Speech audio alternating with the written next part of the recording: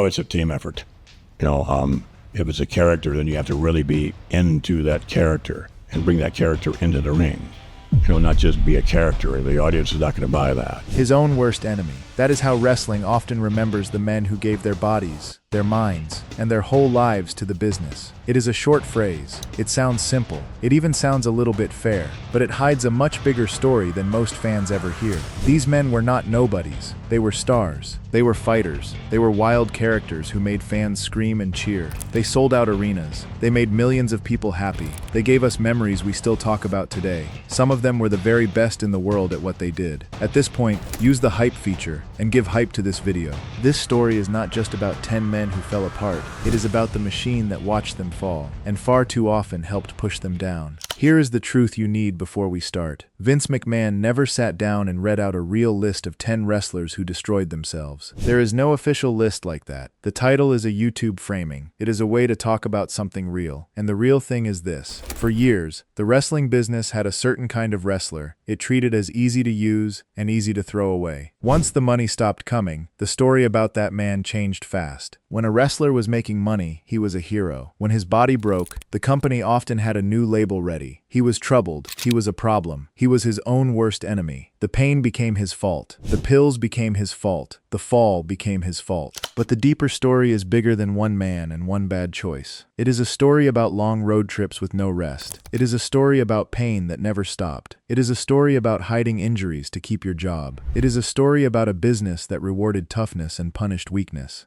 It is a story about men who were called independent contractors, so the company did not have to care for them like real workers. So we are going to count down 10 wrestlers. We will start at number 10 and end at number 1. Each one tells a different part of the same sad truth. These men made mistakes. We will not pretend they did not, but they lived inside a system that pushed pain, sold danger, and then acted shocked when the human cost showed up. Let us give them back the full story. Let us start the countdown. Before we name the men, we need to understand one big idea. The wrestling world had a favorite word for collapse. That word was demons. Personal demons. You have heard it 100 times. A wrestler falls. A wrestler gets hooked on pills. A wrestler dies too young. And the headline says he fought his personal demons and lost. That word does something clever. It makes the problem sound private. It makes it sound like the trouble lived only inside that one man. It hides the road. It hides the schedule. It hides the pain. It hides the business choices that put him there in the first place. Now look at the real life of a wrestler from that era. The road was brutal. They drove for hours. They flew across the country. They wrestled almost every night. There was no off-season. There was no real rest. Their bodies took a beating that most people cannot imagine. Pain was not rare. Pain was normal. It was the job. Backs broke down, necks broke down, knees broke down, and here is the cruel part. Many wrestlers hid their injuries on purpose. Why? Because if you admitted you were hurt, you might lose your spot. Someone else would take your place. So they kept quiet. They kept going. They smiled through it. The culture made it worse. Toughness was the highest value. If you complained, you were weak. If you needed time off, you were unreliable. The men who pushed through pain were praised. The men who asked for help were pushed aside. So everyone learned the lesson. Hide it. Carry it. Never show it. And that is where the drugs came in. Painkillers helped them work hurt. Pills helped them sleep after a violent match. Alcohol helped them calm down after the show. Other drugs helped them feel up before a long night. The drugs were not random. They were tools. They were a way to keep doing an impossible job. Then there was the money side. The company called the wrestlers independent contractors. That sounds like a small detail. It is not. It meant the wrestlers were treated like outside helpers, not real staff. No company health insurance. No company pension. No safety net for when the body finally gave out. The wrestler carried the cost. The company kept the profit. So think about what that really means. They were told to be tough. They were paid to keep going. They were handed a job that wore them down. And when their bodies finally broke, the story changed. Suddenly it was all their fault. Suddenly they had demons. Suddenly they were their own worst enemy. That is the lie at the center of this whole video. Not that these men were perfect. They were not. But the word demons was a trick. It moved the blame off the system and onto the man. Now that we see the trick, we can count down the 10 wrestlers with clear eyes. Each story is true. Each story is sad. And each one shows a different way the machine used a human being and then walked away. We start the countdown at number 10 with Shawn Michaels. Shawn Michaels was special. Fans called him the best in the ring for a reason. He could do it all. He could fly. He could tell a story with his body. He could make a whole arena hold its breath. He was a true main event star. But behind that brilliance was a man in deep trouble. Sean leaned on opioids. He took Vicodin. He took Soma. He took tranquilizers. The pain was real. He had a severe injury in his lower back. That kind of injury can change a man's whole life. The drugs helped him manage the pain and keep working. His behavior grew unstable. He could be hard to handle backstage. And here is where we see the double standard. Sean was valuable. He drew money. He drew ratings. So the company kept him close. It kept him in big spots. It kept pushing him, even while he was clearly struggling. Think about that for a moment. A wrestler with less value and the same problems might have been quietly shown the door. But Sean was protected by his worth. The system did not save him because it cared. It kept him because he was useful. That is a cold kind of mercy. The good news is that Sean's story did not end in the dark. He got sober in 2002. He cleaned up his life. He came back to the ring and had some of the best matches of his whole career. Later, he moved into coaching, helping young wrestlers learn the craft. He survived, but his survival should not hide how close the edge really was. Number 9 is New Jack. New Jack was one of the most frightening men in wrestling. He was not pretending. His matches looked dangerous because they were dangerous. He came from the hardcore style, where weapons, blood, and real risk were the whole show. Fans who wanted violence got it from New Jack. He carried a heavy load of trauma. The hardcore style does terrible things to a body and a mind. He leaned on prescription narcotics. He also used cocaine. The drugs and the damage went hand in hand with the kind of wrestling he did. Now think about how the business used him. New Jack was not booked as a normal wrestler. He was booked as a special attraction. He was the man you brought in when you wanted to shock the crowd. He was sold as real danger. The more extreme he was, the more useful he became. That is the dark deal at the heart of his career. The thing that hurt him was the same thing that made him money. His pain was the product. His risk was the show. The audience cheered for the violence, and the violence was slowly breaking the man who gave it to them. He stayed physically compromised for the rest of his life. The damage did not heal. It built up. Yet he kept going. He worked the independent circuit until his death in 2021. When you watch old clips of New Jack, try to see past the chaos. See a man who was used to sell danger as entertainment. The crowd went home happy. He went home hurting. At number 8, we have the Sandman. The Sandman had one of the most famous entrances in all of wrestling. He walked through the crowd. He carried a cane. He drank beer. He was the rough, wild everyman, and fans loved him for it. He felt real. He felt like one of them. But that is exactly where the trouble lived. The Sandman's character was a heavy drinker, and the drinking was not all an act. The beer was real. The gimmick asked him to do in front of the camera what was already hurting him in private. He struggled with long-term alcohol use. He also leaned on prescription pills. Here is the part that should make you stop and think. The company did not just notice his self-destructive image. It sold it. His drinking was marketed. His wild, out-of-control edge was packaged for ratings. The thing that was eating away at the man became a selling point. That is a strange and cruel kind of fame. The crowd cheered every beer. The company counted the money, and the real person behind the character kept paying the price in his own body. The line between the act and the man got blurry. After a while, it can be hard to tell where the gimmick ends and the human begins. In later years, his career slowed down. He took smaller bookings on the independent scene. The big spotlight moved on. He gave fans a character they will never forget. But the business took something painful and real, turned it into entertainment, and rarely asked what that did to the man living it. Number 7 is Raven. Raven was different from a lot of wrestlers. He was a thinker. He was known as one of the smartest minds in the business. He understood stories. He understood characters. He understood why fans care. When Raven spoke, other wrestlers listened. But even a sharp mind could not escape the grind. Raven leaned on prescription painkillers and sedatives. The cause was the same brutal cause we keep seeing. Heavy national touring, endless travel, wear and tear that never stopped. Night after night, his body paid for the miles. Here is where his story turns. Raven had ideas, good ideas, creative ideas that could have made great television. But the people at the top did not fully use them. His thinking was held back. He was underused. A mind that could have shaped storylines was left sitting on the shelf. That is a different kind of waste. With some wrestlers, the system wore out their bodies. With Raven, it also wasted his mind. He was more than a damaged body in the ring. He was a creative voice that the company chose not to listen to. Imagine the work he might have built if anyone had let him. But Raven's story has a good ending, and we should hold on to that. He found a stable recovery. He got his life on solid ground, and his reputation as a creative strategist only grew. Today, many people in wrestling respect him as one of the smartest to ever do it. So Raven shows us two truths at once. The grind can break even a clever man, and a company can waste talent not just by hurting a wrestler, but by ignoring everything he had to offer. We reach number 6, and this one is hard. This is Perry Saturn. Perry Saturn was a tough, skilled wrestler. He was an athlete who could really go, but his story is one of the most painful on this whole list, so listen closely and hold your judgment. Saturn struggled with methamphetamine and prescription painkillers. His body was worn down by years of damage to his joints. He carried real trauma, and here is something most people do not know.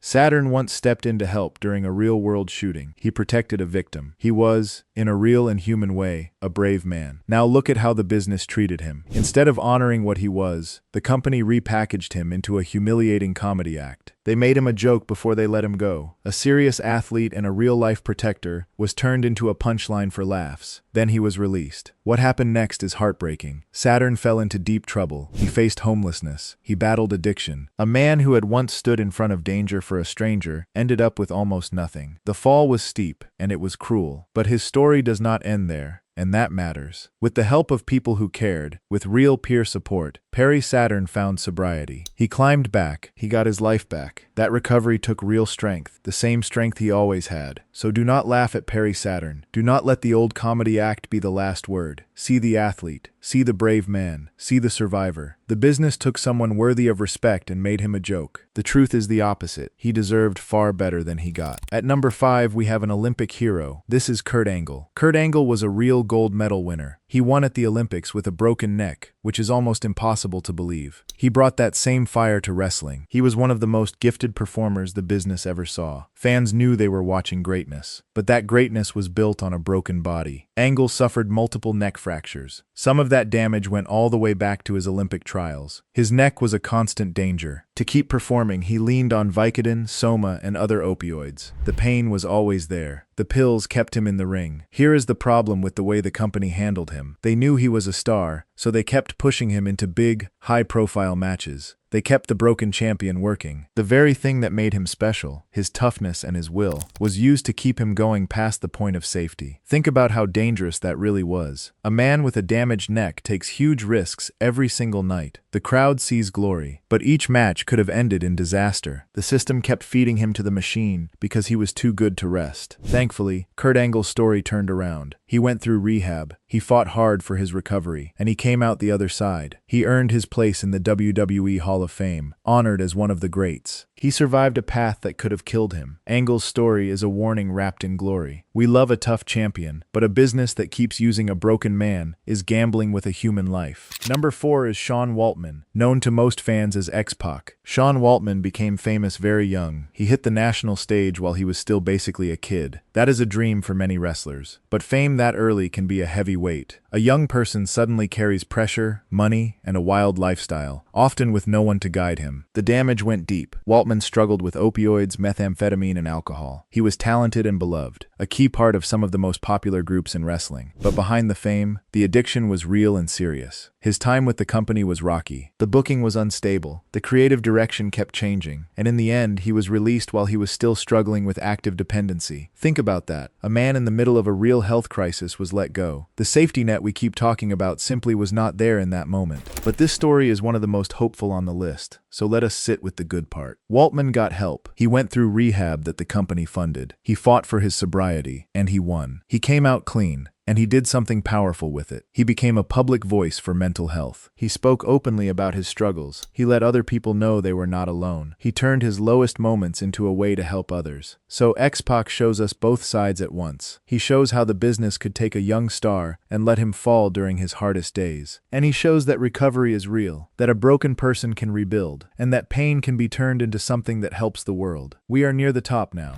Number 3 is Jake the Snake Roberts. Jake Roberts was a genius of the microphone.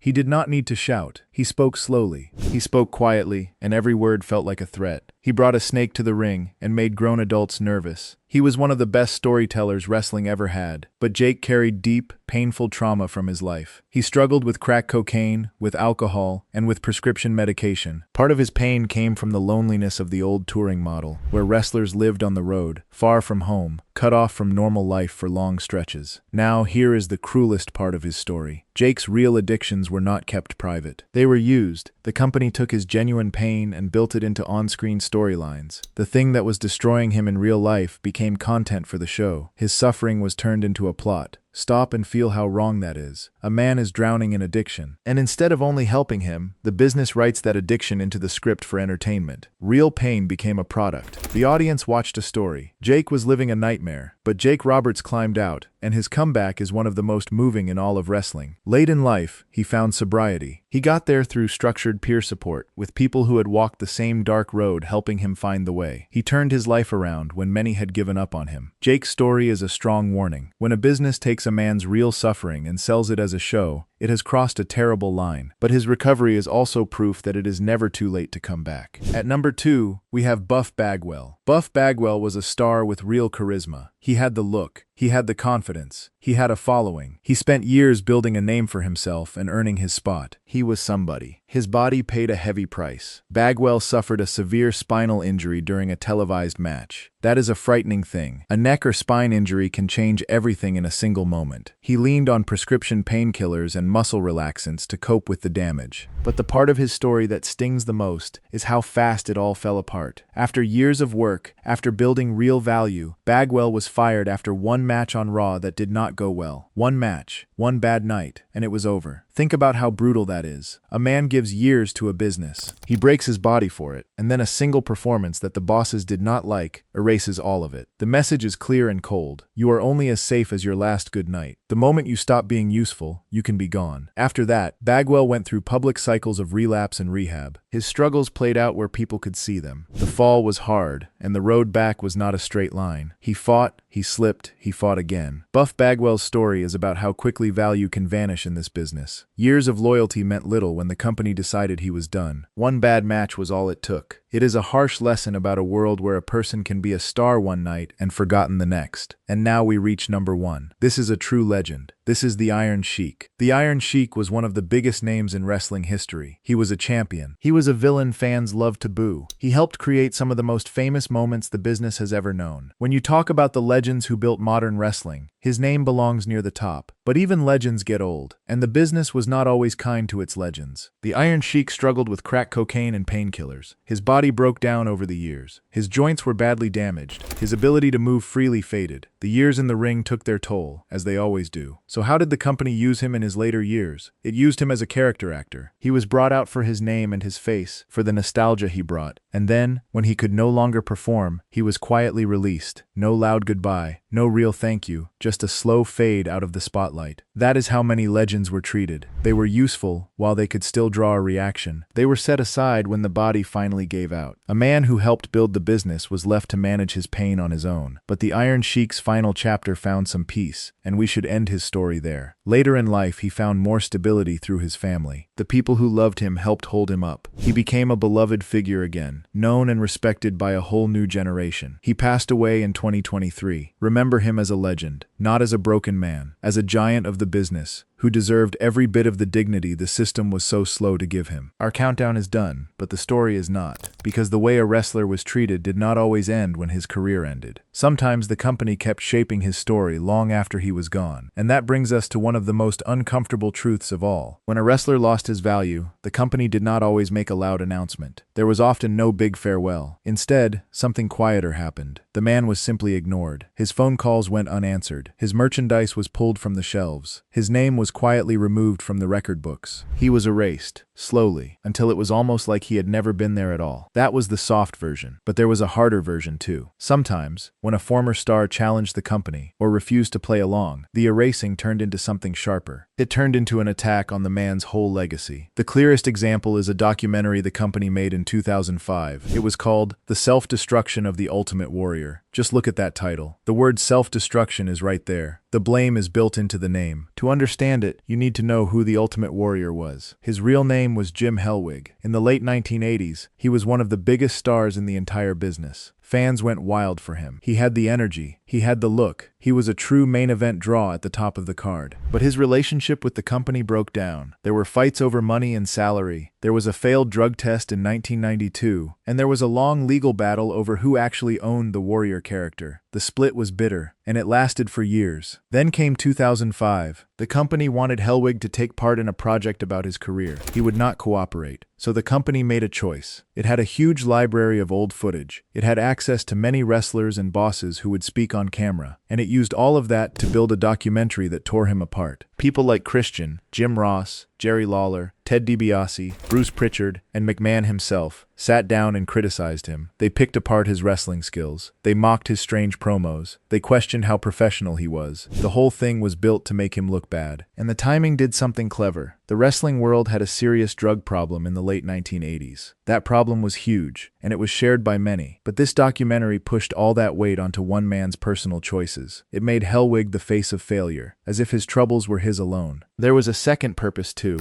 and it was a quiet threat. The message to every other wrestler was simple. If you cross the company, this could be you. Challenge our control, and we can use our cameras and our archive to shape how the world remembers you forever. Now, be careful here. We are not saying Vince personally destroyed this man beyond what the facts show. We are saying something more exact. The company had the footage, it had the platform, it had the power, and it could use all of that to control the memory of a person who once made it millions. That is a frightening kind of power. Most of us will be remembered by the people who knew us. A wrestler could be remembered by a company that owned the tape, and that company got to decide which story the world would see. Now here is something important. Not every destruction came from drugs or injury. Some men were broken in a different way. They were buried on purpose, through their own characters. The company could change how fans saw a wrestler almost overnight, and not by accident, by design. Let me explain how that worked, because it is sneaky. In wrestling, your name is not just your name. Your character is your value, your music, your look, your story. All of it tells the crowd how to feel about you. So if the company wanted to lower a wrestler's value, it did not have to fire him. It could just change the package, change the name, change the music, change the joke. And suddenly the crowd stopped seeing the star who used to be there. Look at John Tenta. He had been Earthquake, a giant scary monster who main evented shows against Hulk Hogan himself. He was a real draw, a legitimate big deal. Then the company turned him into a character called Golga. Golga was a masked member of a silly comedy group called the Oddities. His big trait was carrying a cartoon doll. A dangerous monster was turned into a low-card joke. His value was gone. Look at Mike Shaw. He was a solid, popular performer who had wrestled good matches against top stars. The company turned him into Bastion Booger, a gross, messy character who ate raw food next to the announcers. He was made physically repulsive on purpose. A real wrestler was reduced to a disgusting punchline. Look at Lance Storm. He was a premier technical champion, a man who once held 3 titles at the same time in another company. In WWE, he was framed as boring. Top stars pretended to fall asleep during his matches. He was given a silly dancing bit. The message to fans was clear. High-level wrestling is dull. They trained the crowd to ignore a brilliant athlete. Even Goldberg got this treatment. He had been an unstoppable monster who broke records and drew huge crowds and ratings. The company put him in comedy backstage segments wearing a long blonde wig next to Goldust. His powerful, serious image took real damage. Within a single year, he was gone from the company. See the pattern? These were not nobodies. These were men with real skill, real history, or real drawing power. Some had built their names over many years, and the company could undo all of that with a costume and a joke. It did not need a reason. It just needed a creative decision. That is a quiet kind of cruelty. It does not look as dramatic as addiction or injury. No one ends up in the hospital. But a career can die just the same. A man's life work can be turned into a laugh. And once the crowd learns to laugh at you, it is very hard to make them respect you again. There is one more kind of fall we need to talk about. This one did not come from the ring or the script. It came from backstage power, and from who you knew and who you upset. Take Chyna. She was a true pioneer. She was a historic female performer. She broke barriers that no woman had broken before her.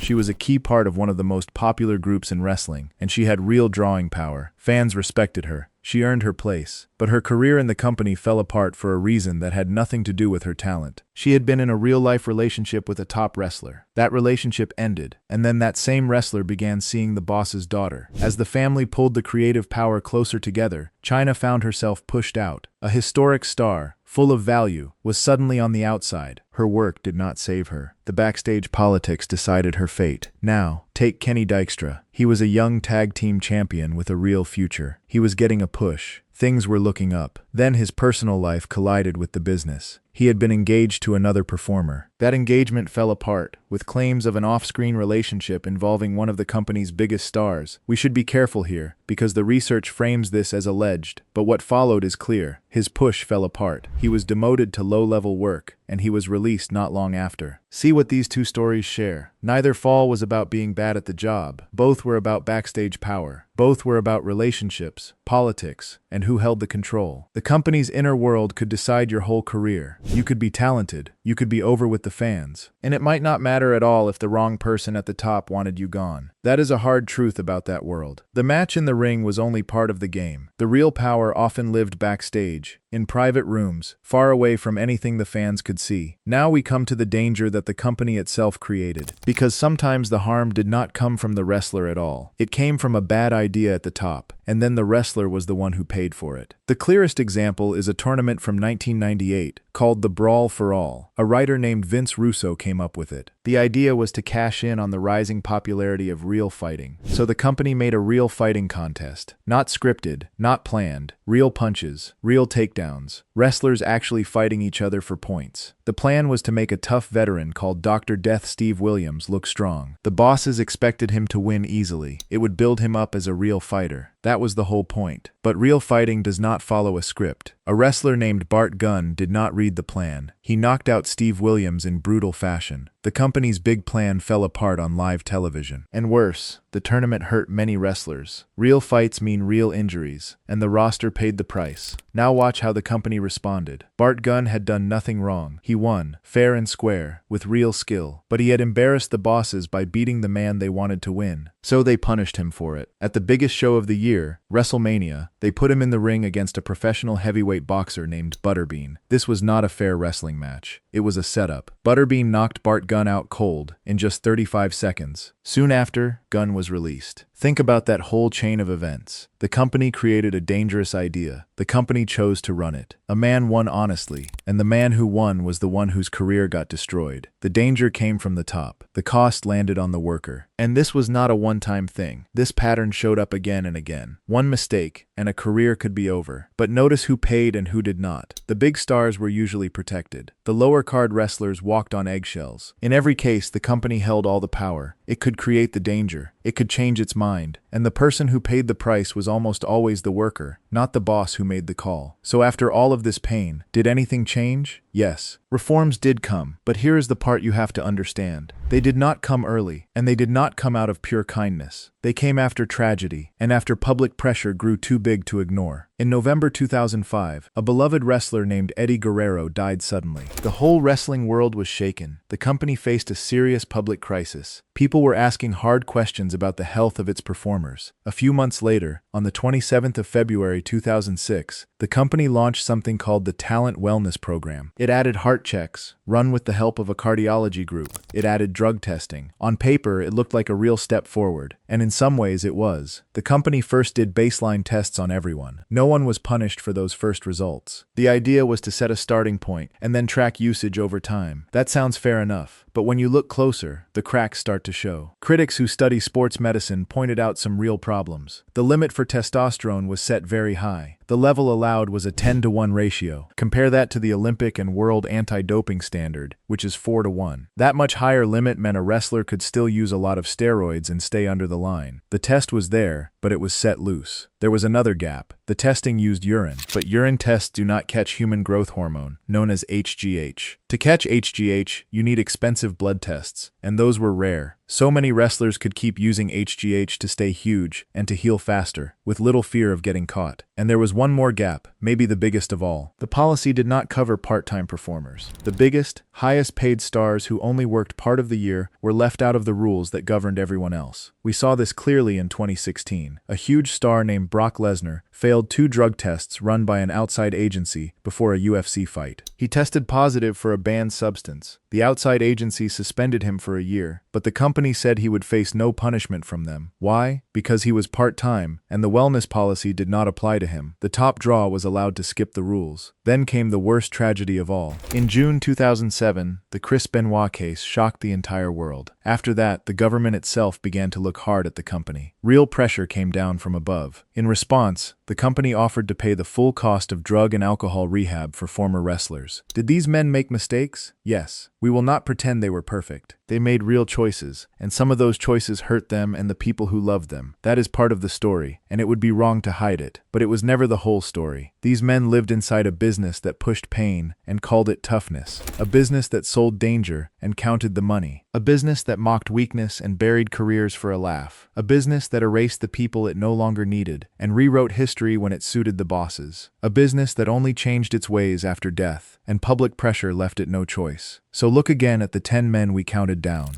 Shawn Michaels, protected only because he was useful. New Jack, his danger sold as a show. The Sandman, his struggle put on a poster. Raven, his mind left to waste. Perry Saturn, a brave man turned into a joke. Kurt Angle, a broken champion pushed too far. X-Pac, let go at his lowest point. Jake Roberts, his real pain written into the script. Buff Bagwell, erased after one bad night. And the Iron Sheik, a legend left to manage his pain alone. Some of them recovered, some of them survived, some of them died, some of them were remembered wrongly by people who owned the cameras. But not one of them was just a warning. Not one of them was simply his own worst enemy. They were human beings. They were stars who gave us everything they had. They deserved the full truth, and they deserved their dignity. So let us give it back to them now, the way the business so often failed to.